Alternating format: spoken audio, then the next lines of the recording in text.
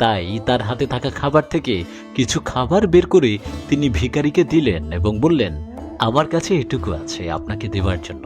কথাটি শুনে ভিখারি তখন বললেন, আপনি আমাকে সাহায্য করার জন্য দাঁড়ালেন কেন? আমি এখানে 1 ঘন্টা ধরে বসে আছি, আপনি একমাত্র ব্যক্তি যে আমার কাছে এসে দাঁড়ালেন।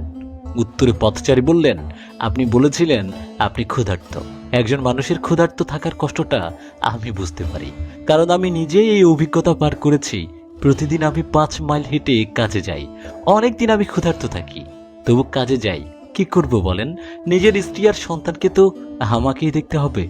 আমি বাসায় ফিরছিলাম আর আমার হাতে এই খাবারটা আছে, আপনি চাইলেন দেখে আপনাকেই দিলাম। তখন সেই কোটিপতি ভিখারি বললেন, আপনার মতো লোক এই দুনিয়ার বুকে বড়ই অভাব। আমার পাশ দিয়ে কতজন হেঁটে গেল, কিন্তু কেউ এখানে দাঁড়িয়ে একটু বসলো না, আমার সঙ্গে কথা বললো না। কিন্তু আপনি বসেছেন এবং কথাও বলেছেন,